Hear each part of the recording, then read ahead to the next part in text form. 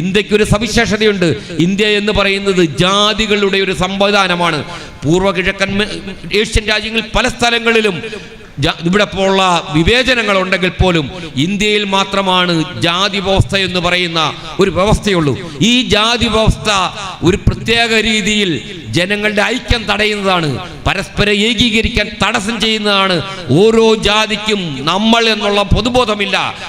അങ്ങനെ കൊണ്ട് ഹിന്ദു വ്യവസ്ഥ എന്ന് പറയുന്നത് ജാതികളുടെ ഒരു കൂട്ടമാണ്. അതിൽ പുലയനും പറയനും നായരും നമ്പൂതിരിയുമാണ് ഉള്ളത്.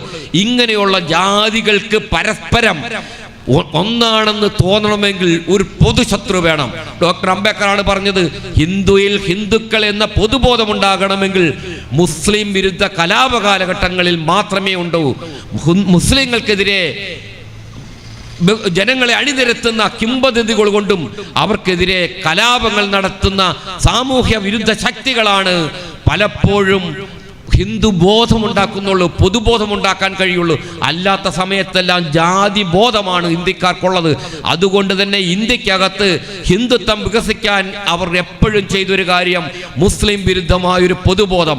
മുസ്ലിങ്ങളാണ് നമ്മുടെ ശത്രുക്കൾ, ആഭ്യന്തര ശത്രുക്കൾ എന്ന് പറഞ്ഞ് ഹിന്ദുക്കളുടെ അകത്തുള്ള അവർണ സവർണ വൈരുദ്ധ്യത്തെ അവർ മായ്ച്ചു കളഞ്ഞു. അല്ലെ, ഹിന്ദുക്കളുടെ അകത്ത് എപ്പോഴും പരസ്പരം പോരടിക്കുന്ന, സവർണരോട് പോരടിക്കുന്ന ദലിതരെയും പിന്നോക്കക്കാരെയും, അല്ലെങ്കിൽ ആധിപത്യത്തിന് വശംവദരല്ലാത്ത, ബ്രാഹ്മണ പൗരോഹിത്യത്തിന് വശംവദരല്ലാത്ത, അവരുടെ തൊട്ടുകൂടാത്തവരും തീണ്ടിക്കൂട്ടുമായിരുന്ന ജനവിഭാഗങ്ങൾ ബ്രാഹ്മണിസത്തിനെതിരെ എപ്പോഴും ചെറുത്ത് നിന്നിട്ടുണ്ട്.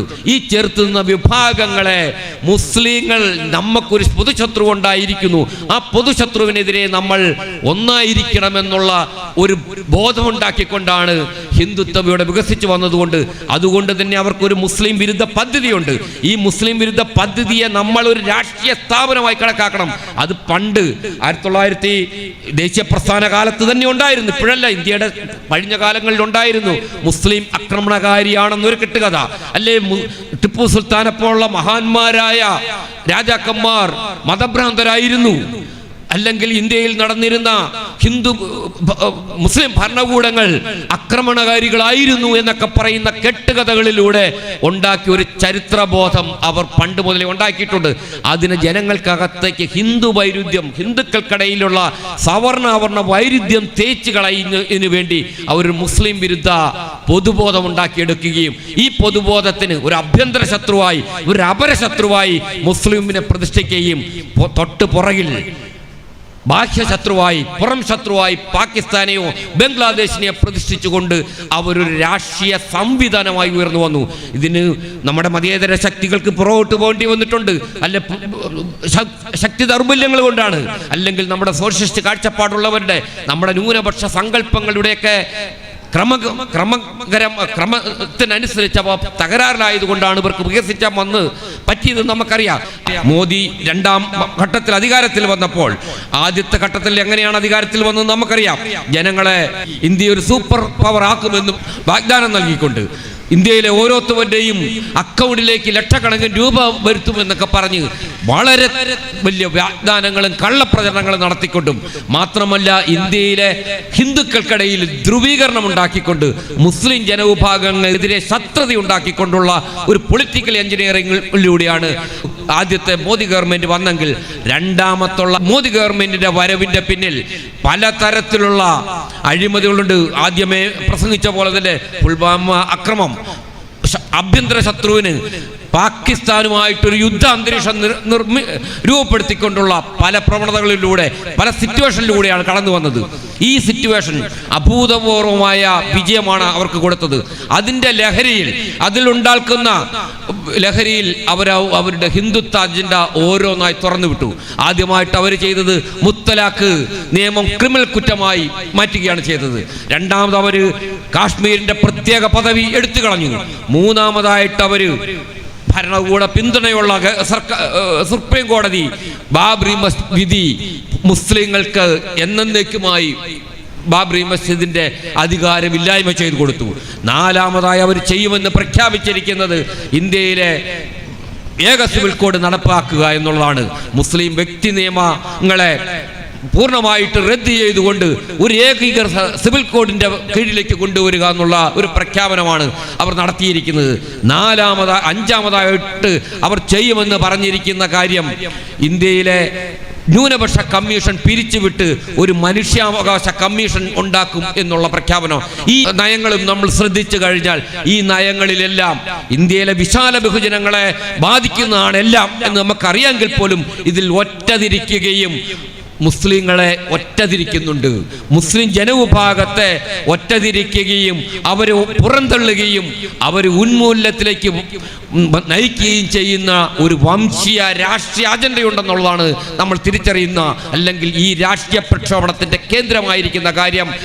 ഹിന്ദുത്വത്തിന്റെ ഒരു രാഷ്ട്രീയ അജണ്ടയുടെ ഭാഗമായി രൂപപ്പെടുത്തിയിരിക്കുന്ന കരി നിയമങ്ങൾക്കെതിരെ, അല്ലെങ്കിൽ ഇവിടുത്തെ ഭീകര നിയമങ്ങൾക്കെതിരെ, ഇന്ത്യയിലെ ജനങ്ങളുടെ പൗരത്വത്തെ സംശയാസ്പദമാക്കുന്ന ഒരു പ്രത്യേക രാഷ്ട്രീയ പദ്ധതിക്കെതിരെ, ഹിന്ദുത്വത്തിന്റെ വിചാരധാരയിൽ നിന്ന് രൂപപ്പെട്ടിരിക്കുന്ന ചില രാഷ്ട്രീയ സങ്കല്പങ്ങൾക്കെതിരെ ഇന്ത്യയിൽ രാഷ്ട്രീയ സമരം ഉണ്ടായിരിക്കുന്നു. ഈ രാഷ്ട്രീയ സമരത്തെ പറയാം, പലരും വിശേഷിപ്പിക്കുന്ന ഒരു രണ്ടാം സ്വാതന്ത്ര്യ സമരമെന്ന് പ്രഖ്യാപിച്ചിരിക്കുകയാണ്. തീർച്ചയായും ആദ്യമായിട്ട് ഇന്ത്യയിൽ ഒരു രാഷ്ട്രീയ സമരം നടക്കുമ്പോൾ ഈ രണ്ടാം സ്വാതന്ത്ര്യ സമരമാണെന്നുള്ള വാക്ക് പറഞ്ഞത് മമതാ ബാനർജിയാണ്. പിന്നീട് കേരളത്തിലെ പലതരത്തിലുള്ള രാഷ്ട്രീയ പ്രവർത്തകർ പറഞ്ഞിട്ടുണ്ട് ഇതൊരു രണ്ടാം രാഷ്ട്രീയ സ്വാതന്ത്ര്യ സമരമാണ്. നമ്മൾ ആലോചിക്കണം, രണ്ടാം രാഷ്ട്രീയ സ്വാതന്ത്ര്യ സമരം എന്നുള്ള വാക്ക് ഉത്ഭവിച്ചത് മണ്ഡൽ വിരുദ്ധ കാലത്ത് മണ്ഡൽ കമ്മീഷന് വേണ്ടി നടത്തിയ സമര കാലഘട്ടത്താണ്. ഇന്ത്യയിലെ കീഴാള പിന്നണി ന്യൂനപക്ഷ ജനവിഭാഗങ്ങൾ അന്ന് വെച്ചൊരു സങ്കല്പമാണ്. ഇന്ത്യയിൽ നിലനിൽക്കുന്ന ഒരു സവർണാധിപത്യ ഹൈന്ദവ രാഷ്ട്രീയ ഭൂരിപക്ഷമുള്ള ഭരണ സംവിധാനമാണ്. ഇവിടെ വ്യത്യസ്ത ജനവിഭാഗങ്ങൾക്കുള്ള അവകാശാധികാരങ്ങൾ ഭരണഘടനയിൽ എഴുതി വെച്ചിട്ടുള്ളതും ഭരണഘടനയിൽ അംഗീകരിച്ചിട്ടുള്ള അവകാശങ്ങൾ ഓരോന്നും കവർന്നു കെടുത്തുകൊണ്ട് ഒരു ഹിന്ദുത്വം ഇവിടെ വിജയിക്കുന്നു എന്നുള്ള ഒരു രാഷ്ട്രീയ പ്രശ്നത്തെ മുന്നോട്ട് കണ്ട് 1991-കളിലാണ് ഇന്ത്യയിലെ കീഴാള വിഭാഗങ്ങളും ന്യൂനപക്ഷങ്ങളും ദലിതരും അടക്കമുള്ള ജനവിഭാഗങ്ങൾ ഒരു രണ്ടാം സ്വാതന്ത്ര്യ സമരത്തിന് നമ്മൾ മുന്നോട്ട് വരേണ്ടിയിരിക്കുന്നു. ഇന്ത്യയിലെ സവർണാധിപത്യത്തെ താഴെ ഇറക്കാൻ, സവർണാധിപത്യത്തിന്റെ സർവാധിപത്യത്തിൽ നിന്ന് ഒഴിവാക്കിക്കൊണ്ട് ഇന്ത്യയിലെ വ്യത്യസ്തകളുടെ സഹവർത്തിത്വത്തിൽ അടിസ്ഥാനമായ ഒരു ഭരണ സംവിധാനം വരുമ്പോൾ മാത്രമാണ് ഇവിടെ ഒരു സ്വാതന്ത്ര്യ സമരം, സ്വാതന്ത്ര്യം, ജനങ്ങളുടെ സ്വാതന്ത്ര്യം പൂർത്തീകരിക്കുകയുള്ളൂ എന്നുള്ള സങ്കല്പം 1991-കളിലാണ് ഉണ്ടായത്. പക്ഷേ 91-ന് ശേഷം രാഷ്ട്രീയ സംവിധാനത്തിനകത്ത് വമ്പിച്ച മാറ്റങ്ങളിലൂടെ ഇന്ത്യയിലെ മതേതരത്വ ശക്തികൾ പതുക്കെ ദുർബലമാവുകയും അതിൻ്റെ പിന്നിൽ വളരെ അതിസങ്കീർണമായ അതിതീവ്രമായ വംശീയ സ്വഭാവമുള്ള ഹിന്ദുത്വ വംശീയതയിൽ അടിസ്ഥാനമായ ബ്രാഹ്മണാധികാരത്തിൽ അധിഷ്ഠിതമായൊരു ഹിന്ദു പ്രതിലോമ ശക്തികൾ ഇന്ത്യയിലെ രാഷ്ട്രീയാധികാരം കൈയാളുകയും ചെയ്തു. അതേപോലെ തന്നെ എനിക്കറിയാം, ഞാൻ ഒരുപാട് വർഷങ്ങളായിട്ട് മുസ്ലിം സംഘടനകളുമായിട്ട്, എല്ലാ തരത്തിലും മുസ്ലിം സംഘടനകളുമായിട്ട് ബന്ധപ്പെട്ട് പോകുന്ന ഒരാളാണ്. അവരുടെ പ്രവർത്തനങ്ങളെല്ലാം ഒരു രാഷ്ട്രീയവും നോക്കാതെ ഏത് മുസ്ലിം സംഘടനയുടെയും അതിൻ്റെ പേരിൽ ഒരുപാട്, എങ്കിൽ പോലും എനിക്കറിയാം ആദ്യത്തെ UAPA ശക്തിപ്പെടുത്തിക്കൊണ്ട് പുതിയ തരത്തിലുള്ള നിയമം അതിൽ കൂട്ടിച്ചേർത്തുകൊണ്ട് മുസ്ലിം ജനവിഭാഗങ്ങളുടെ രാഷ്ട്രീയ സംഘടനകളിലേക്കോ എല്ലാത്തിലേക്കും കത്തിപായിക്കാം, പ്രതികാരയുക്തിയോടുകൂടി അവരെ തടവറയിലിടാം എന്നുള്ള നിലയിൽ പഴയ നിയമം ശക്തമല്ലാത്തത് കൊണ്ട് പുതിയ രീതിയിൽ ഭേദഗതി ഉണ്ടാക്കുന്നത് മുസ്ലിം ജനവിഭാഗത്തിൽ നിന്ന് ഉയർന്ന രാഷ്ട്രീയ സ്വഭാവമുള്ള പുതു സംഘടനകളെയും അതിൽ നിന്ന് പുതിയതായിട്ട് ഉയർന്നു വന്ന വിജ്ഞാനദാഹികളായ ചെറുപ്പക്കാരികളെയും ഭരണകൂട ഭീകരതയ്ക്ക് വിധേയമാക്കാനാണെന്നുള്ള കാരണത്തിനു വേണ്ടിയാണ് അവർ UAPA നിയമം അവർ ഭേദഗതി വരുത്തിയത്. അന്ന് മുതൽ കേരളത്തിലെയും ഇന്ത്യയിലെയും തെരുവുകൾ അശാന്തമായിരുന്നു. ഇന്ത്യയിലെ ചിന്തിക്കുന്ന മുഴുവൻ മുസ്ലിം ചെറുപ്പക്കാരും, വിജ്ഞാനത്തിൽ പോയിട്ടുള്ള മുസ്ലിം ചെറുപ്പക്കാർക്ക് ഇത് തിരിച്ചറിയാൻ കഴിഞ്ഞിരുന്നു. മാത്രമല്ല, ഇന്ത്യയിൽ നമുക്കറിയാം, കേരളത്തിലെ സാമൂഹ്യ ചരിത്രം എടുത്തു നോക്കൂ, കേരളത്തിൽ ഏറ്റവും കൂടുതൽ വൈജ്ഞാനിക സമൂഹമായിരിക്കുന്നത് മുസ്ലിം ചെറുപ്പക്കാരാണ്. കോഴിക്കോട് പോലുള്ള മേഖലകളിൽ നിങ്ങൾ നോക്കുക, ഏറ്റവും കൂടുതൽ പുസ്തകങ്ങൾ ഇറങ്ങുന്നത്, ഏറ്റവും കൂടുതൽ മാസികകൾ ഇറങ്ങുന്നത്, ഏറ്റവും കൂടുതൽ ചിന്തിക്കുന്നത്, ഏറ്റവും കൂടുതൽ മറ്റുള്ളവരോട് സംസാരിക്കാൻ കഴിവ് നേടി. പണ്ട് മറ്റുള്ളവർ പറഞ്ഞു നിന്ന് തലകുലുക്കി പോകുന്നവരാണെങ്കിൽ ഇന്ന് അവരോട് നേരിട്ട് നിന്ന് തർക്കിക്കാൻ ശേഷിയുള്ള ആധുനിക വിജ്ഞാനത്തിൻ്റെയും ആധുനിക സാമൂഹ്യ ചിന്തയുടെയും കൂടെ വലിയ ഒരു സാമൂഹ്യ ചിന്ത ഉൽപ്പാദിപ്പിക്കുന്ന ഒരു വിഭാഗം, ഒരു കർത്തൃത്വം എന്ന് പറയാവുന്ന രീതിയിൽ വികസിച്ചിരിക്കുന്നു മുസ്ലിം ചെറുപ്പക്കാരിൽ നിന്ന്. നമുക്കറിയാം എല്ലാ സാമൂഹ്യ വിപ്ലവങ്ങളും അതിനു മുമ്പ് ഒരു വിജ്ഞാന സ്ഫോടനം സമൂഹത്തിൽ നടക്കും. ഡോക്ടർ അംബേദ്കർ പറഞ്ഞിട്ടുള്ള കാര്യമാണ്. ഫ്രഞ്ച് വിപ്ലവം നടന്നിട്ടുണ്ടെങ്കിൽ അതിന് പിന്നിൽ ലൂതറിന്റെ ബൈബിൾ പരിഭാഷകളുടെ കാരണങ്ങൾ ഉണ്ടായിരുന്നു. അത് ബഹുജനങ്ങളിലേക്ക് എത്തിയപ്പോഴാണ്. ഇന്ത്യയിലെ ജാതി വ്യവസ്ഥക്കെതിരെയുള്ള സമരം നടന്നത് എവിടെ വെച്ചാണ്? തീർച്ചയായും ഈ ആക്രമണകാരികളാന്ന് പറയുന്ന മുസ്ലിം രാജാക്കന്മാർ അവരുടെ സ്വാധീനത്തിലൂടെ ഖുർആൻ ഇവിടെ എത്തിച്ചേരുകയും ഇന്ത്യയിലെ ബഹുജനങ്ങളെ സംബന്ധിച്ച്, കീഴാളരെ സംബന്ധിച്ച് അവരുടെ ദേവശാസനങ്ങൾ, അവരുടെ മതഗ്രന്ഥങ്ങൾ പൂർണ്ണമായിട്ടും ഐത്തത്തെയും കീഴാളരെ അടിച്ചോടിക്കാനും കൊല്ലാനും മാത്രം ആഹ്വാനം ചെയ്യുന്നതാണ്. അവിടെ ഒരിക്കലും പാരസ്പര്യമില്ല, സമാധാനമില്ല, സാഹോദര്യം ഒറ്റ ഗ്രന്ഥത്തിലുമില്ല. അതുകൊണ്ടാണ് നിങ്ങളുടെ ദേവശാസ്ത്രങ്ങൾക്കുള്ളിലാണ്, ദൈവിക പ്രമാണങ്ങൾ എന്ന് പറയുന്ന ഗ്രന്ഥങ്ങളിലാണ് ജാതി വ്യവസ്ഥയുള്ളതെന്ന് ഡോക്ടർ അംബേദ്കർ ചൂണ്ടിക്കാണിച്ചത്. ഇതിന് വിരുദ്ധ ഖുറാനിൽ നിന്നും ഉള്ള പാഠങ്ങൾ ഇന്ത്യയിലെ ബഹുജനങ്ങളിലെത്തിയപ്പോഴാണ് നമുക്കാദ്യമായിട്ട് ഭക്തി പ്രസ്ഥാനം ഉണ്ടാവുന്നത്. ഇന്ത്യയിലെ സാമൂഹ്യ വിപ്ലവത്തിന്റെ ഏറ്റവും പ്രധാനപ്പെട്ട കാരണം എന്താണ്? ഭക്തി പ്രസ്ഥാനമാണ്. നമുക്കൊരു ജനാധിപത്യത്തെ പറ്റി, സാഹോദര്യത്തെ പറ്റി, സമത്വത്തെ പറ്റിയുള്ള ചിന്തകൾ ഉണ്ടാകുന്നത്. ഈ ഭക്തി പ്രസ്ഥാന കാലം ഒരു സാമൂഹ്യ വിപ്ലവത്തിന് പിൽക്കാലത്ത് ഇന്ത്യയിലെ കീഴാള ജനവിഭാഗങ്ങളിലെ ഉയർത്തെഴുന്നേൽപ്പിന് കാരണമായ പോലെ തന്നെ ഇന്ന് കഴിഞ്ഞ 10 വർഷത്തിനുള്ളിൽ എനിക്കറിയാവുന്ന വെച്ചും മുസ്ലിം ചെറുപ്പക്കാർ പഴയ പോലെയല്ല. അവരുടെ ഇടയിൽ പുതിയ തരത്തിലുള്ള ഉണർവ് രൂപപ്പെട്ടിരിക്കുന്നു. അവരെപ്പോഴും ഗെയിൽ ഓംദത്ത് എന്ന് പറയുന്ന ഒരു ചിന്തയുണ്ട്. അവർ പറഞ്ഞൊരു സമവാക്യമുണ്ട്. നമ്മുടെ ഗാന്ധി, മഹാത്മാഗാന്ധി അടക്കമുള്ളവർക്ക് ഒരു തിയറി ഉണ്ടായിരുന്നു. അവര് രാമൻ, റഹീം, ഡേവിഡ് എന്ന് പറഞ്ഞ ഒരു സങ്കല്പം ഉയർത്തും. പക്ഷെ ആ രാമൻ എന്ന് പറയുന്ന ഒരാൾ, അദ്ദേഹം വളരെ ദേശീയ നേതാവും വളരെ പ്രധാനപ്പെട്ട ജ്യേഷ്ഠ സഹോദരനും മറ്റ് 2 അനിയന്മാരും എന്ന നിലയിൽ എപ്പോഴും രാമന്റെ സ്വരം വന്നതിന് ശേഷമേ റഹീമിന്റെയും ഡേവിഡിന്റെയും സ്വരം വെക്കാൻ പറ്റാവുന്ന രീതിയിലാണ് ഇന്ത്യയിലെ നമ്മുടെ സ്വരം, നമ്മളുടെ സംസാരത്തിന്റെ രീതി അടയാളപ്പെടുത്തിയിരിക്കുന്നതാണ് ഗെയിലം ദോത്ത് പറഞ്ഞത്. പക്ഷെ ഇവിടെ ഒരു വലിയ പ്രശ്നമുണ്ട്.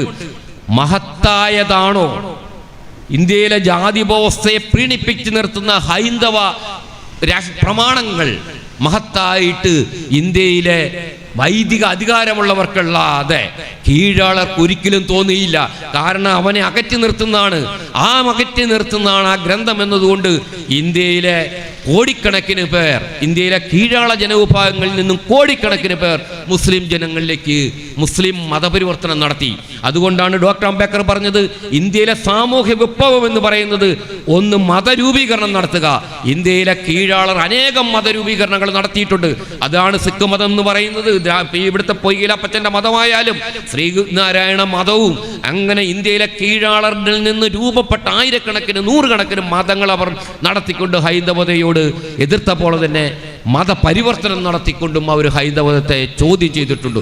ഇങ്ങനെയാണ് സാമൂഹ്യ വിപ്ലവത്തിന്റെ ഗതി രൂപപ്പെടുന്നത്. ഇന്ത്യയിലെ മുഖ്യധാര രാഷ്ട്രീയത്തിന് എപ്പോഴും ഒരു പ്രശ്നമുണ്ട്. അവർ വോട്ട് ബാങ്ക് രാഷ്ട്രീയത്തിനകത്ത് നിൽക്കുമ്പോൾ ഹിന്ദു പൊതുബോധത്തിന്, അതിൽ തന്നെ സവർണ ഹിന്ദുക്കളുടെ ബ്രാഹ്മണ പൊതുബോധത്തെ അതിനധികം സ്പർശിക്കാൻ കഴിയില്ല. അതിന് ഇളക്കി മറിക്കാനോ പ്രശ്നവൽക്കരിക്കാനോ ധൈര്യമില്ല. മറിച്ച് കീഴാളരും മുസ്ലിങ്ങളും അവരൊക്കെ നടത്തുന്ന സമരങ്ങൾക്ക് മാത്രമേ ഇവിടെ ബ്രാഹ്മണാധിപത്യത്തെ ചോദ്യം ചെയ്യാൻ കഴിഞ്ഞിട്ടുള്ളൂ.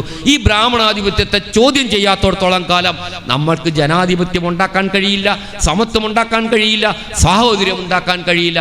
കാരണം ഇത് നേരെ വിരുദ്ധമാണ്. അതിൽ ദൈവിക സങ്കല്പങ്ങളില്ല. ദൈവം അല്ല അതിലുള്ളത്. കൊല്ലയാളികളായ അവതാര പുരുഷന്മാരാണ്. നമ്മൾ ശ്രദ്ധിക്കണം. ഇത് ഞാൻ പറഞ്ഞ കാര്യങ്ങളൊന്നുമല്ല. ഈ രീതിയിൽ പാറ്റേൺ ചെയ്തിരിക്കുന്ന ഒരു സമുദായത്തിനകത്ത് കൂട്ടക്കൊലകൾ നടത്തിയ ഒരു മഹാനാണ് നമ്മുടെ പ്രധാനമന്ത്രി ആയിരിക്കുന്നത്. കൂട്ടക്കൊലകൾക്ക് നേതൃത്വം കൊടുത്ത അതിന് ഗൂഢാലോചനക്കാരൻ ഒരാളാണ് നമ്മുടെ ആഭ്യന്തരമന്ത്രി ആയിരിക്കുന്നത്. ഫാസിസ്റ്റുകൾ ബുദ്ധിശൂന്യരാണ്. അവർക്ക് രാഷ്ട്രീയ ഘട്ടത്തെ തിരിച്ചറിയാൻ കഴിയില്ല. അവർ വളരെ ഐതിഹ്യകരമായ ഒരു കാലഘട്ടത്തിലാണ്, ഒരു കാൽപ്പനിക സാമ്രാജ്യത്തിലാണ് ജീവിക്കുന്നത്. ബഹുജനങ്ങളുടെ സമരം, പ്രതിഷേധങ്ങൾ ഒന്നും അവർക്ക് തിരിച്ചറിയാൻ കഴിയാത്തതുകൊണ്ട് നമ്മുടെ പ്രധാനമന്ത്രി 2-3 ദിവസം മുമ്പും പറഞ്ഞിരിക്കുകയാണ്, രാഷ്ട്രത്തിന് ഗുണം ചെയ്യുന്ന ഒരു കാര്യമായതുകൊണ്ട് ഞങ്ങളത് കൊണ്ടുപോകും. രാഷ്ട്രം എങ്ങനെയാണ്? രാഷ്ട്രം നന്നാക്കപ്പെടുമോ? രാഷ്ട്രം എന്താണ്? ഡോക്ടർ അംബേദ്കറൊക്കെ പറയുന്നത് രാഷ്ട്രമെന്ന് പറയുന്നത് ഒരു സ്വച്ഛന്തയോട് നിലനിൽക്കണമെങ്കിൽ, അല്ലേ രാഷ്ട്രം അനിശ്ചിതത്വത്തിലേക്കും കുഴപ്പങ്ങളിലേക്കും ചാടാതിരിക്കണമെങ്കിൽ ന്യൂനപക്ഷങ്ങളുടെ അവകാശം സംരക്ഷിക്കപ്പെടണം. അവർക്ക് അസ്വസ്ഥത ഉണ്ടാക്കരുത്.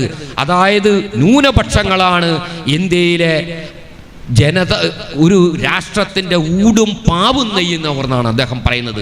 അതിന് അദ്ദേഹം പറഞ്ഞ കാര്യം, ഇന്ത്യയിൽ രാഷ്ട്രീയം എന്ന് പറയുന്നത് നമുക്ക് പറയുന്ന പോലെ, ബഹുജന ഉസ്താദ് പറഞ്ഞതുപോലെ എല്ലാ വിഭാഗം ജനങ്ങളും വളരെ ചോര ചിന്തി, അതിൽ മുസ്ലിം ജനവിഭാഗത്തിന്റെ ഏറ്റവും കൂടുതൽ ത്യാഗമുള്ള ഒരു ജനവിഭാഗമാണ് ഇന്ത്യയെ നിർമ്മിച്ച ജനവിഭാഗം.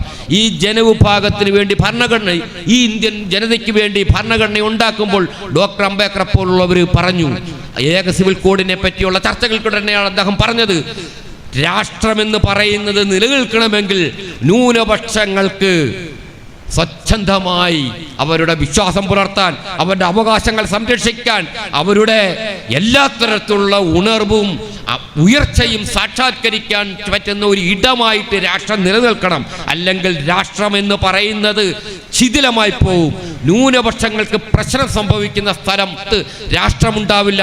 അതിന് ഉദാഹരണം അദ്ദേഹം ഇംഗ്ലണ്ടിൻ്റെയും അയർലൻഡും തമ്മിലുള്ള കാര്യങ്ങൾ പറഞ്ഞുകൊണ്ടാണ് പറഞ്ഞത്. നമുക്കറിയാം സമീപകാലത്ത് ഉണ്ടായ കാര്യങ്ങൾ. കാശ്മീർ എന്തായിരുന്നു? കാശ്മീർ അസ്വസ്ഥ മേഖലകളായി, ശ്രീലങ്ക അസ്വസ്ഥ മേഖലകളായി. ഇന്ത്യയിലെ ലോകത്തിലെ പല സ്ഥലത്തുകളും ന്യൂനപക്ഷങ്ങളെ അർഹിക്കുന്ന രീതിയിൽ പരിഗണിക്കാത്ത, അതിൻ്റെ ന്യൂനപക്ഷങ്ങൾക്ക് സംരക്ഷണം കൊടുക്കാത്ത, അവരുടെ വിശ്വാസ സ്വാതന്ത്ര്യത്തിന് അവർ പറയുന്ന രീതിയിലുള്ള എല്ലാ ഒരു തരത്തിലും നിയന്ത്രണങ്ങളില്ലാത്ത, ഉപാധികളില്ലാത്ത പിന്തുണ കൊടുക്കുന്ന ഒരു സർക്കാരിന് മാത്രമേ രാഷ്ട്രത്തെ സംരക്ഷിക്കാൻ കഴിയുള്ളൂ. മോദി മുന്നോട്ട് വച്ചിരിക്കുന്ന നിയമം രാഷ്ട്രത്തെ ഒന്നാക്കാനല്ല, രാഷ്ട്രത്തെ ശിഥിലീകരിക്കാനുള്ളതാണ്. ന്യൂനപക്ഷങ്ങളെ അസ്വസ്ഥപ്പെടുത്തുന്നതിലൂടെ ഇന്ത്യയിലെ കീഴാള ബഹുജനങ്ങളിൽ ചന്ദ്രശേഖർ ആസാദൊക്കെ ചൂണ്ടിക്കാണിച്ച പോലെ തന്നെ ഇത് പ്രത്യക്ഷത്തിലും ആദ്യമായിട്ടും മുസ്ലിങ്ങൾക്കെതിരെയാണെങ്കിൽ ഇത് ഇന്ത്യയിലെ ആദിവാസി വിഭാഗങ്ങളിലേക്കും ദലിതരിലേക്കും വ്യാപി